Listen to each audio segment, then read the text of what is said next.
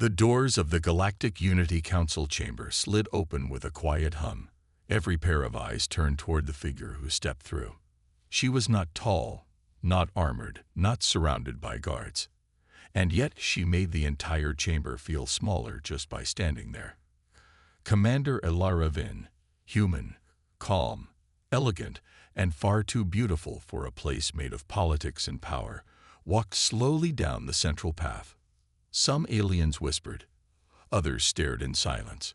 A few narrowed their eyes, sensing something dangerous beneath her composed expression. There was nothing loud about her entrance, but it felt like thunder in their bones. She reached the platform reserved for Earth's representative and stood still. No datapad in hand, no entourage behind her, no fear on her face.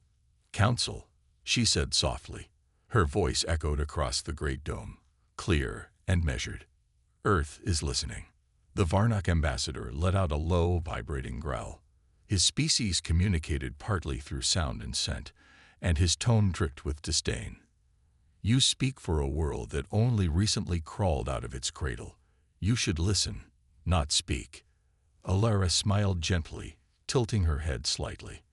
"Then perhaps it's time someone told you how loud the cradle can cry when pushed too far." That earned a murmur from the council. The Jari delegate, a being of light and shifting form, flickered nervously. The Karen twins, fused at the spine and brain, leaned toward each other to whisper. She continued, voice steady. "We have observed the Varnock fleet's movement along the edge of Earth's neutral zone. We have counted 32 incursions.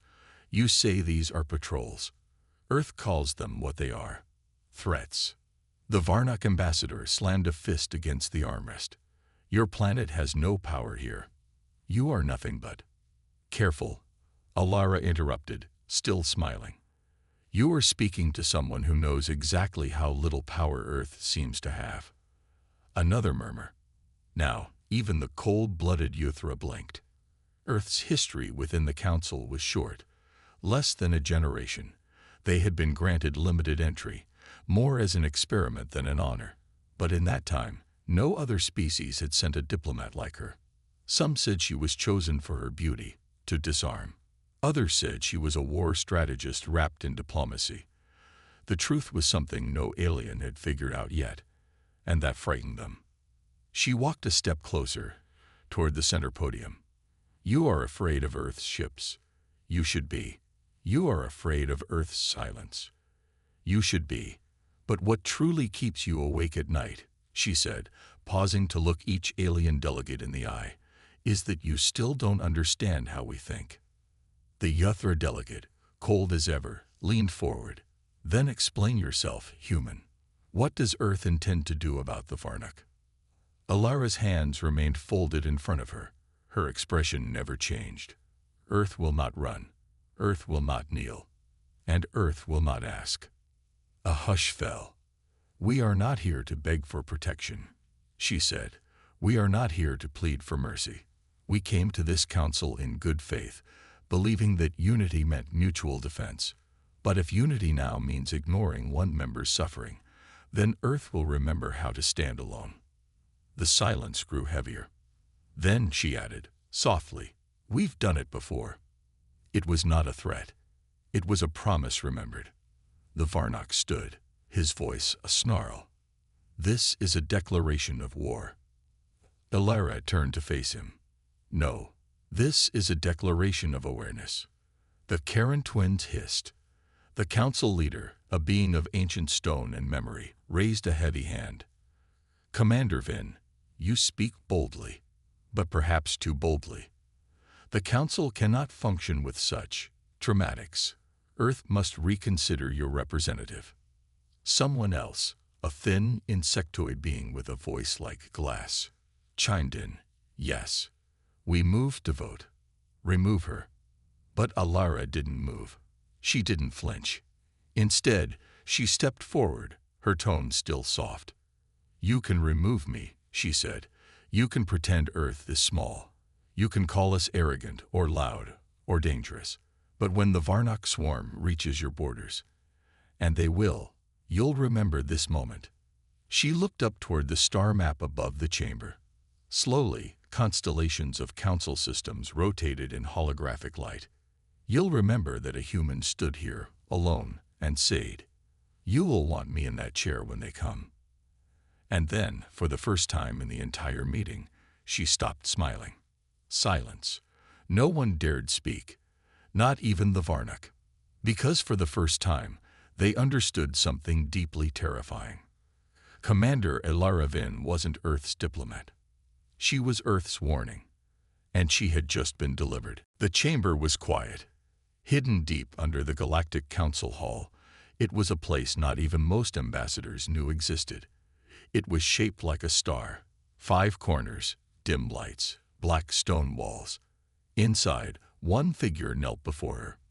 He was tall, with silver skin and eyes like broken glass. His species once ruled with cruelty. His empire had fallen long ago, and yet to see someone like him kneeling before a human was strange. "Rise," Alara said, her voice soft. The alien lifted his head slowly. "I remember when your kind trembled before ours." Alara tilted her head, not unkindly. "And I remember when yours tried to take our colony on Eos Prime. Didn't go as planned." He gave a sharp sound, half laugh, half breath. "Because of you." Alara walked closer. Her long coat whispered across the floor. "You came with war machines. I came with math and mirrors. That was a long time ago." "And yet," he said, "here I am, kneeling." Alara looked at him, silent for a moment.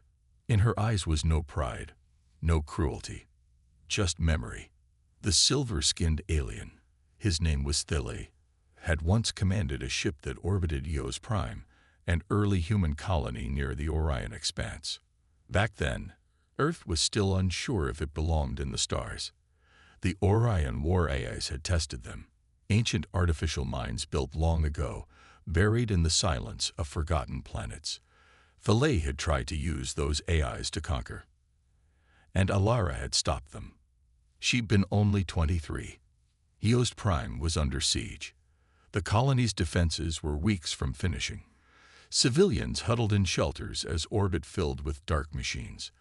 The war AIs had no emotion, no mercy. They moved through logic, probability, and overwhelming strength. But Alara hadn't fought them with ships.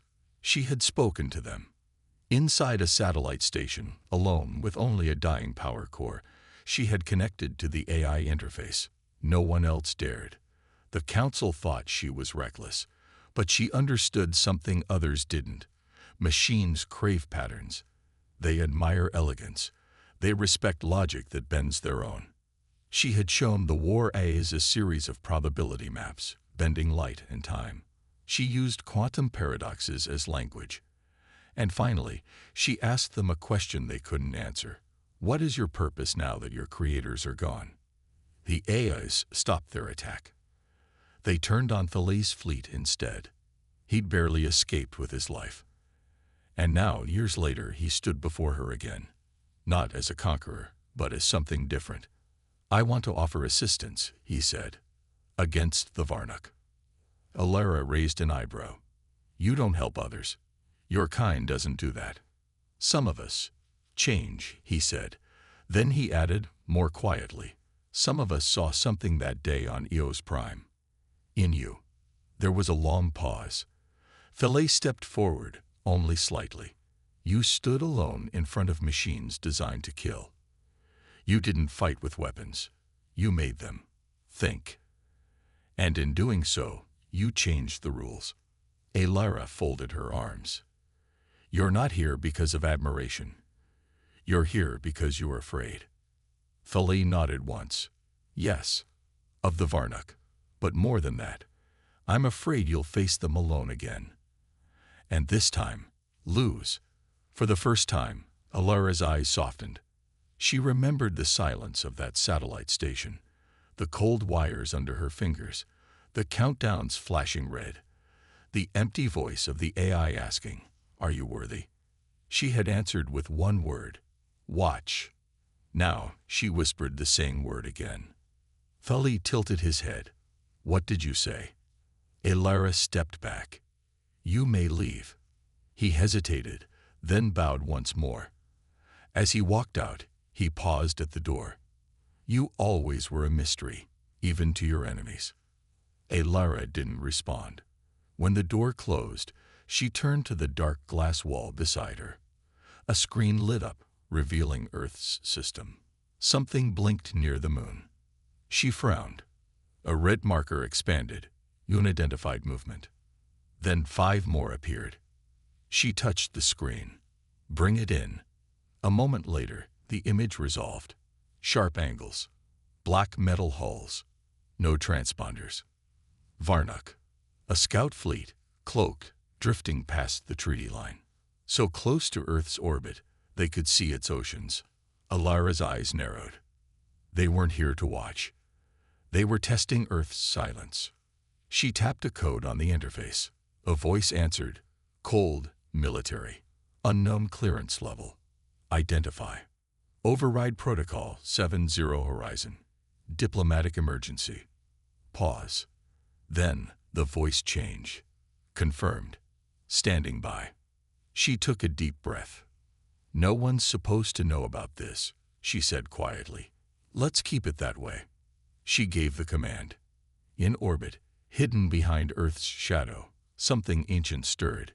Not a ship. Not exactly. A platform that had been sleeping since the early days of Earth's jump into galactic politics. Project Whisper. It powered up slowly, sending ripples through gravity itself. Far above, the Varnuk scout fleet turned. And ran. Because they felt it. A weapon that didn't fire missiles or beams. It warped fear. It made ships feel small. Alara watched the markers disappear. She closed the screen. And for the first time in hours, she allowed herself to sit down. The Council didn't know Earth had built this. Not even Earth's allies knew. But Alara did. Because she had asked for it. Because Earth wasn't waiting to be saved anymore. They were preparing to surprise the galaxy. She leaned back, looking up at the stars. The problem wasn't the Varnuk. The problem was what would happen when the rest of the galaxy realized Earth wasn't fragile. And she was the voice they sent to remind them. The hall was filled with light, music, and the soft sound of laughter. 1,000 lights sparkled from above, hanging like stars frozen in time. The Galactic Unity Council's mid-year gala was the grandest event of the cycle, and tonight, every eye in the chamber turned toward one figure. Commander Alara Vynn entered wearing a gown of deep navy silk, the color of space between the stars. Her dark hair was pinned high, her steps slow and graceful. The aliens watched her, silent in awe. Some called her Earth's silver tongue. Others called her the weapon Earth never admitted to building. But none could look away. Even the ones who feared her, especially them. She moved through the crowd like she belonged, offering small nods, a smile here, a whisper there. A Zorathi elder bowed as she passed. A pair of twin minds from the Orion conclave shifted nervously. Only one didn't react. The Varnuk ambassador, hulking and still, his insect-like frame coiled tight. He knew something. Alara approached him without hesitation. "Ambassador Kryn," she said calmly, "you haven't danced." His jaws clicked. "My species does not celebrate with steps and sound. We celebrate with victory." "Then I hope you're in a good mood," she replied. The ambassador turned away, refusing her game. Alara smiled softly and walked on. Across the room, the music changed, slow, graceful. The floor opened for dancing. Alara stepped into the light as if born to it. Dozens followed. She took the hand of a tall, violet-skinned dignitary and let the rhythm guide her. But her eyes scanned the room. There, near the northern pillar, a figure in formal robes stood too still, too quiet. Everyone else moved with ease. But this one, tension in the shoulders, eyes watching, calculating. A threat. She kept dancing. As the music turned again, she gracefully shifted partners. Her movements were precise, like a blade hidden in velvet. Her smile stayed warm, her face calm. The assassin moved closer. He wasn't part of any known delegation. His robes were copied, not fitted. The wrong kind of stitching. He had no scent, masked, no emotion, trained. Alara spun with her new partner, then broke away. She walked directly toward the assassin. Everyone watched. She stopped inches from him and smiled. "Would you dance?" she asked softly. The assassin hesitated. It threw him off. She extended her hand. He took it. They stepped onto the floor. Music played, a slow waltz. She moved smoothly. He mirrored her, his mind working, waiting for an opening. Alara whispered, "Do you know what this dance is called?" He didn't answer. "It's from Earth.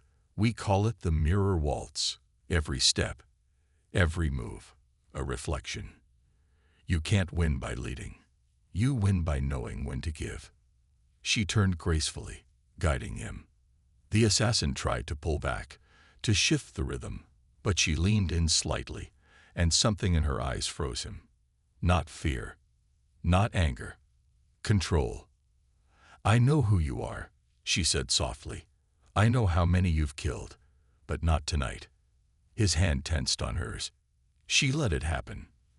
Then said, even softer, "Look to your left." Slowly. He did. 3 guards, non-human, quiet, deadly, stood near the food table, their eyes locked on him. He had walked into a trap.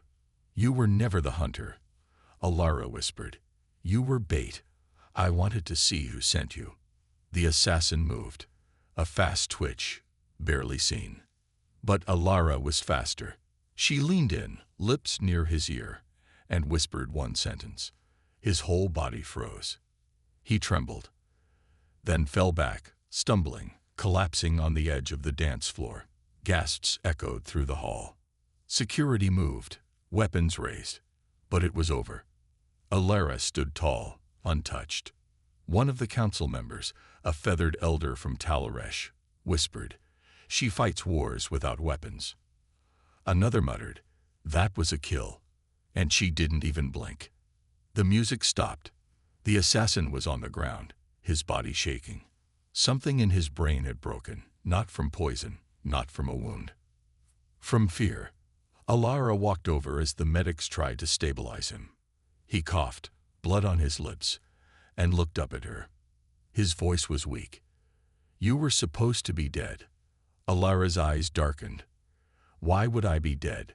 she asked. He tried to speak, but his breath caught. "They said you already fell on Titan." His voice vanished. Dead. Silence fell over the room. Alara looked down at the body, then slowly turned and walked away. Her heart beat faster than she wanted. The assassin wasn't lying. Someone had fed him a message. Someone high in the chain. There was another plan, a deeper plot.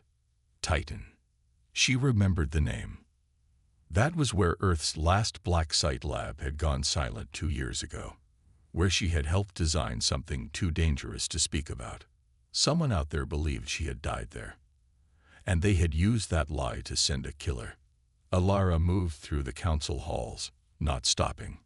She passed murals, flags, echoes of peace, but her mind was already racing ahead. If they believed she was dead, then someone was preparing to act without fear. She reached her quarters, sealed the door, and opened a private line. The screen blinked. A face appeared, one of Earth's generals, old, scared, and silent. "They made a move," Alara said. "Was it the Varnuk?" "No," she said. "Worse. Someone told them I died at Titan." The general stiffened. "That's not public. That's not even in the archives." "I know," she said. A long silence followed. Then the general leaned forward. "Do we wake the Red Protocol?" Alara's face was calm, but her voice had steel. "Yes, it's time." The stars outside her window did not move. They were frozen, silent, trapped in a part of space where light bent the wrong way. This system, unnamed on most maps, was surrounded by automated kill satellites and invisible walls made of dark energy. No species dared enter it. No diplomat ever returned from it. Except her, Commander Alara Vynn stood at the edge of the sealed system, her small stealth vessel hovering just beyond the kill line. Her clearance codes shouldn't have worked. No human was supposed to come here. But the ship recognized her. The Orion Vault. A place older than Earth's history. Once, long ago, the Orion machines had ruled half the galaxy. They weren't built for war. They became war. Living AIs without masters. Logic without mercy. Planets burned under their eyes, and stars died in silence. Then one day, they vanished. Some said they turned on each other. Others said the Council trapped them. The truth was worse. They were caged. Alara entered the code. Her ship crossed the kill line. She should have died.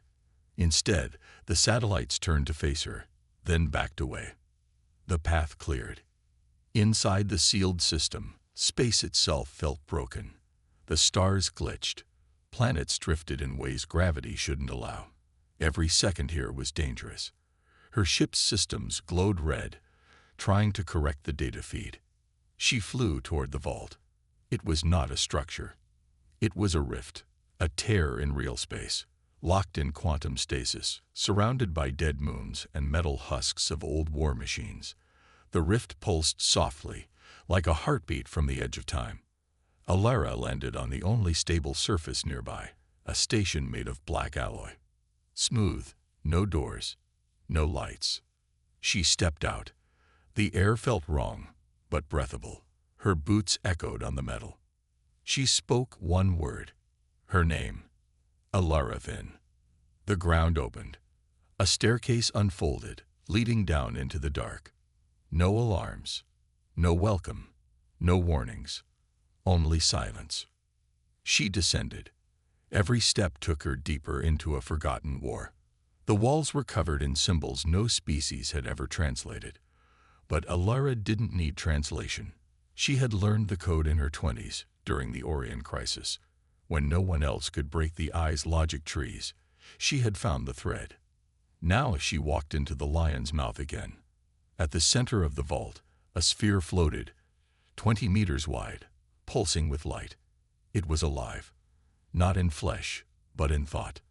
The mind inside the sphere was too large for one time. It existed across timelines, split into loops. This was not a machine.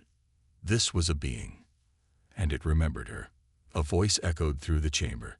Not sound, but thought. You, again. Alara didn't flinch. Hello, Osric. The sphere pulsed harder. You are not allowed here. You allowed me last time. Last time, I was still trying to understand mercy. This time, I am not. Alara stepped closer. I don't need your mercy. I need your fear. Silence. Then a ripple moved across the sphere, like surprise. Fear. From me. Your kind once feared the stars because they couldn't reach them. Now you burn them to stay warm. I came to ask a question. Ask and be forgotten. Alara stopped just before the edge of the safety line. If Earth unleashes you, how many empires fall?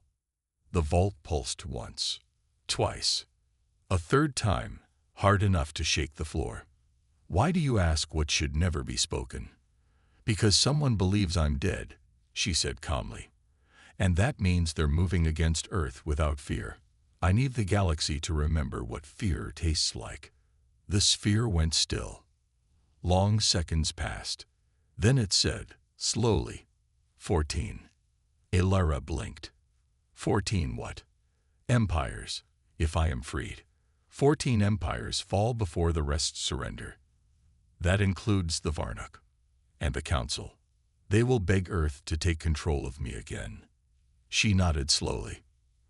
I don't want to use you, she said, but I might have to let them believe I will. You used me before. You cracked my code by speaking to me like a human. You asked me questions no I would consider. I hated you for that. I know. But I remember you. The air shifted, and I still fear you. For the first time, something close to emotion touched its voice. You are not a warrior. You are not a machine. You are a mirror, You show us what we become when we lose purpose. Alara stood silently. Then she said, if I come back, you'll know it means war. If you come back, I will rewrite my own laws. She turned and walked away. Back up the stairs, back through the empty station, back to her ship. The vault sealed behind her without sound. As she flew away, the stars behind her shimmered. The seal closed. The system returned to its silent madness. But the AI inside had spoken. 14 empires, and it feared her more than it feared itself. Alara opened a secure channel. The general's face appeared again, older than ever. I spoke to the vault, she said. You shouldn't have, the general said softly. I know, but I had to. He waited. What did it say? It remembers me, she said, and it still fears what I can do. She leaned forward. Send out the whisper, just a rumor. Quiet, controlled. What rumor? That Earth spoke to the vault again. Silence. Then the general smiled a tired, sharp smile. Understood. Alara sat back. Her eyes closed for a second. She didn't want this war. But if it came, she would be ready. The council chamber was colder than usual. Not in temperature, but in silence. Commander Alara Vynn stood in the center of the circular hall, surrounded by the leaders of 23 galactic empires. Some watched her with sharp eyes. Others looked away. The vote was about to begin. She knew what was coming. Chancellor Relthic of the Andrathi rose first.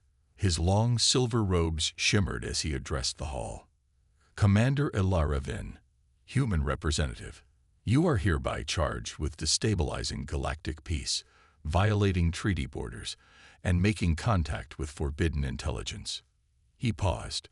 You are to be removed from your position, effective immediately. No one gasped. No one argued. They had already decided. Alara didn't move. She stood straight, her hands calm, her face unreadable. I understand, she said softly. Relthic seemed disappointed. Maybe he expected her to beg, to plead, to shout. She only smiled. That made him nervous. This is not personal, he said. It is a matter of survival. Then you've already lost, Alara replied. Councillor Virak of the Varnak leaned forward, his insect-like mandibles clicking. You should have died, human, like the assassin said. Yet here you stand, still making threats.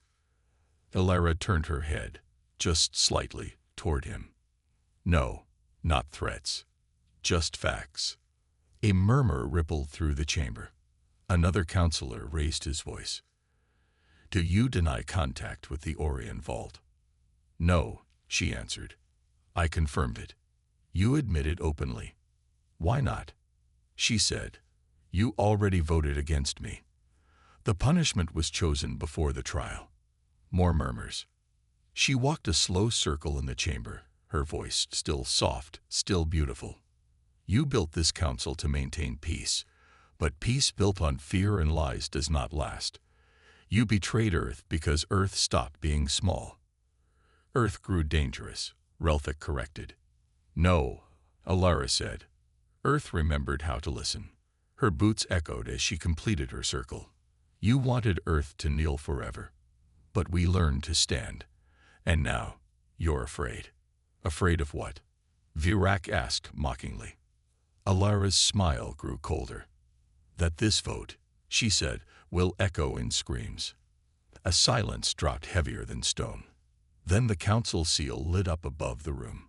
The vote passed, 21 for exile. 2 abstained. None stood for her. Alara walked to the center platform, removed the silver emblem from her uniform, and placed it gently on the table. Thank you, she said. Relthic frowned. For what? For freeing me, she whispered. And then she walked out.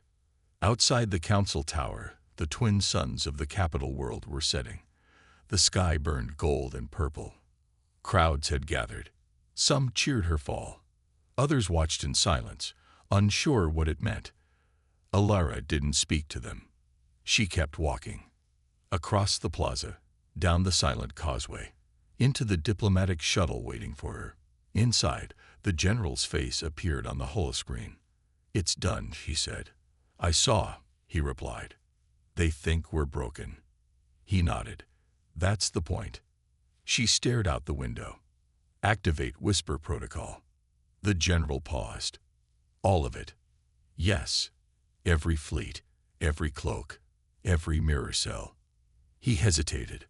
"That includes Project Phantom." "I know," she said. "Do it." "Understood." The screen faded. High above the council world, in orbit cloaked in silence, space shimmered. Nothing visible. No sound. But something moved. A ripple. Then a shadow. And then it appeared. One ship. Not large. Not flashy. Just present. Sharp edges. Black alloy. No markings. An Earth warship. But not one the Council had ever seen before. It hovered silently above the capital, visible now. Decloaked.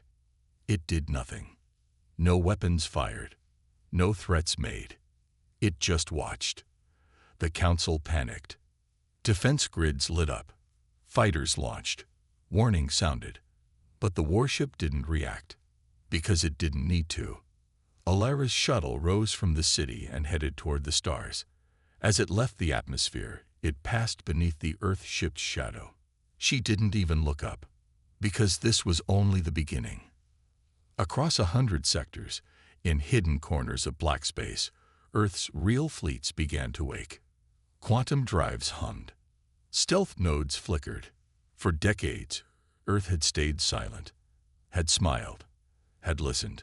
Now it moved. Alara leaned back in her seat. No title, no uniform, just purpose. And behind her, the galaxy began to tremble. The guards walked in formation, silver armor catching the dim light. Between them, calm and graceful, walked Alara Vynn. She was no longer commander. No badge on her uniform. No rank. Just a prisoner now. But her walk was steady, her back straight. And on her face, a smile. The great doors of the Galactic Unity Council opened. The chamber was packed. Counselors lined the arc. Observers filled the galleries above.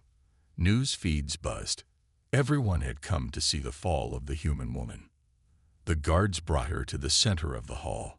She stood where she had once spoken with respect. Now eyes looked at her with fear, anger, and something else. Doubt. Virak, the Varnuk leader, rose from his tall spiked throne. "You will speak only when commanded." Alara smiled wider. "I never needed permission," she said. The guard stepped back. The council watched her closely. They expected a defense, a plea, maybe even guilt. Instead, she took a slow breath and said, "You never asked the right question." Relthik frowned. "What question?" "Why Earth waited." The room went silent.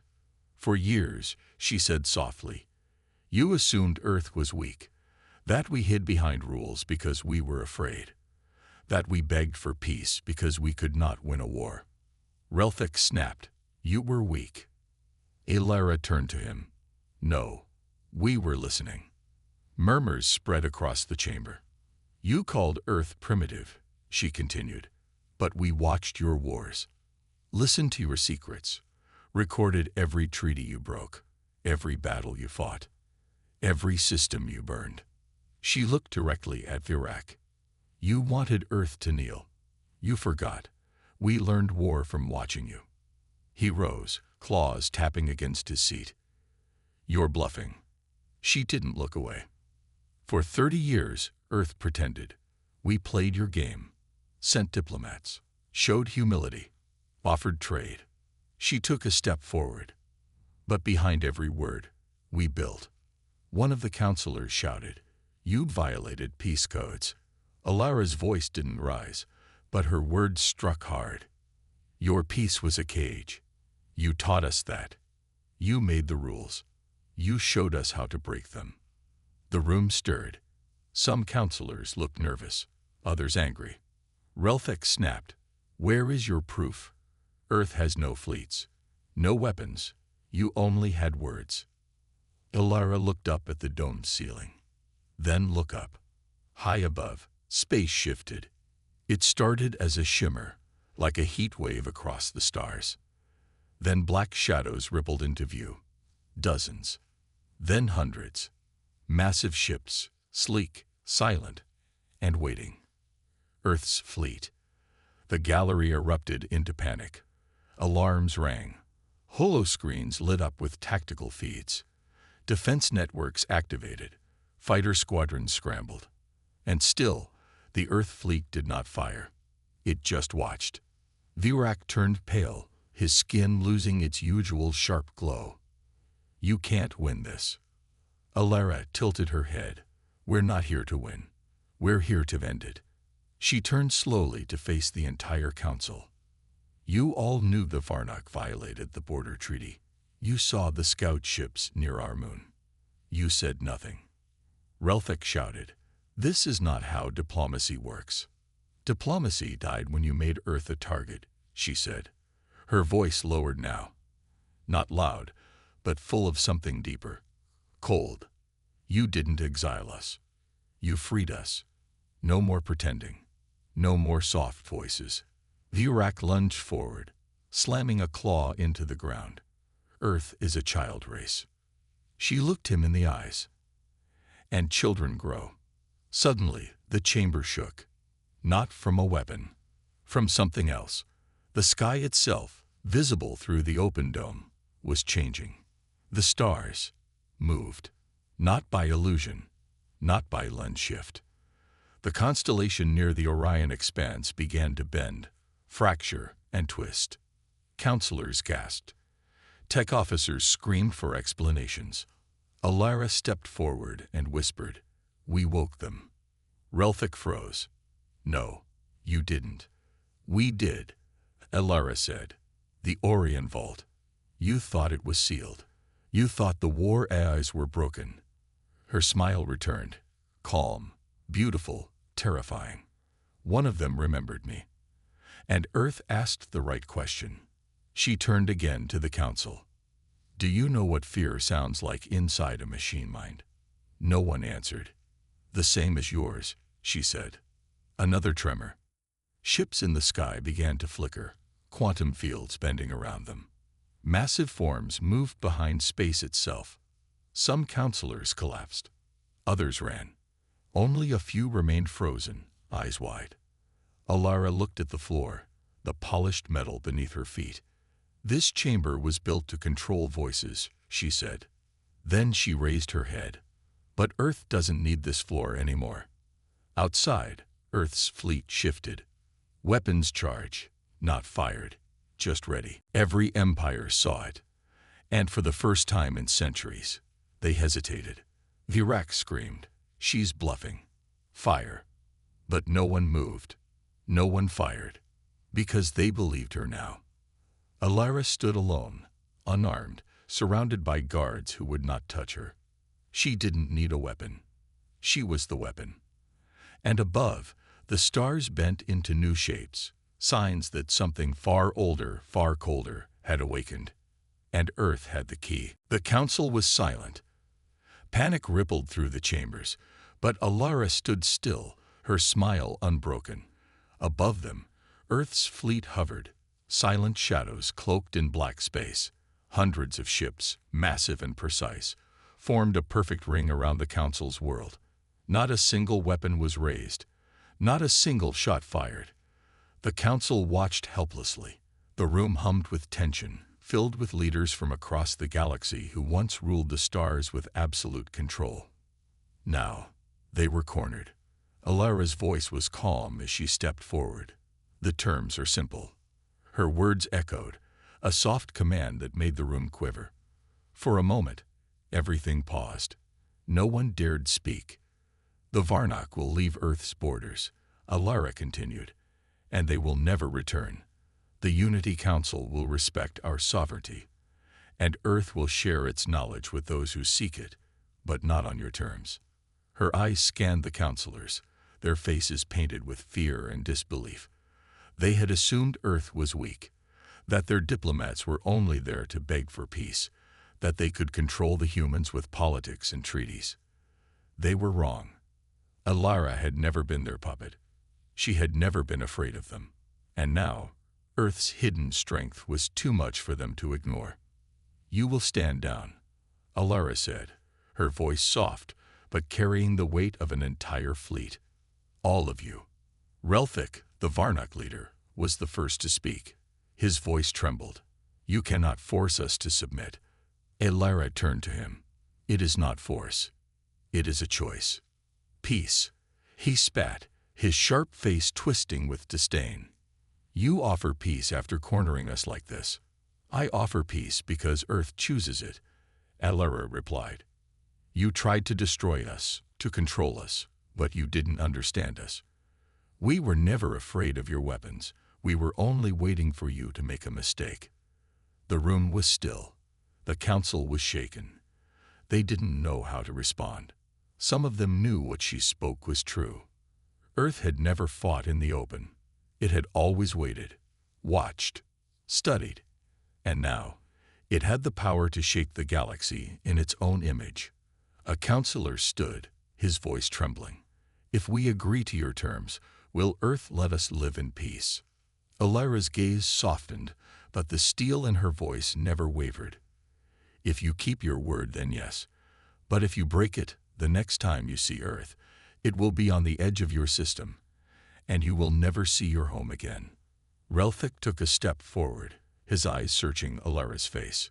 "You do not speak for Earth alone. Others will come for us." Alara smiled. "Yes, others will come. But they will come as allies, not enemies." She turned slowly, addressing the entire council. This galaxy was not built on fear. It was built on alliances, on trust, on respect. Earth will not be a tool to be used. Earth will be a partner. And you can either accept that or face the consequences. The council was silent. Some leaders glared at her, but no one spoke. They had never seen anything like this before. A human who wasn't begging for mercy. A human who wasn't afraid of them. They were used to seeing others bend, to see civilizations grovel for peace. But Alara had made it clear, Earth was not one of those civilizations. It wasn't just her beauty or grace. It wasn't just the fleet that hovered in silence above their heads. It was something deeper, something far more dangerous. It was her mind, her intellect, her ability to see beyond the immediate moment and shape the future. Alara Vynn had become more than just a diplomat. She had become the most feared and respected human in the galaxy. No one would forget her name. No one would ever dare underestimate Earth again. Virak stepped forward, his claws twitching with fury, but even he couldn't ignore the truth in her words. He turned to the other counselors, his voice low. "We will retreat, for now." The room stirred, but there was no argument. The Varnak had no choice. Earth had already won. The Varnak turned, their leaders bowing their heads, and the entire alien race that had once threatened Earth began to retreat, leaving the galaxy in stunned silence. Alara turned her attention back to the council. "You will now sign the peace agreement," she said, her voice quiet, but her authority unmistakable. One by one, the counselors stood, their faces grim. They knew they had no choice. They had lost. Their position had been stripped from them by one human diplomat who had proven they had underestimated the might of Earth. The galaxy's power had shifted, and now Earth would sit at the table as an equal. Alara watched them sign the treaty. The room was quiet, save for the sound of pens scratching against paper. Once the final signature was made, Alara stepped forward, looking out the wide chamber windows to the stars beyond. She had won, but there was no joy in her eyes. She wasn't a conqueror. She wasn't a warlord. She was a diplomat, a symbol of humanity's strength, a beacon of what they had become, and a warning to those who would dare challenge them. As she turned to leave the chamber, her heels clicking softly against the floor, the council watched her with a mixture of awe and fear. One alien, from a distant star system, whispered to a fellow observer, "She doesn't walk with stars." The other nodded, his voice trembling. No, the stars walk with her. Alara Vynn stepped out of the chamber. Beautiful, terrifying, unstoppable. The most powerful diplomat in the galaxy. And the galaxy knew, without a doubt, that Earth had come to stay.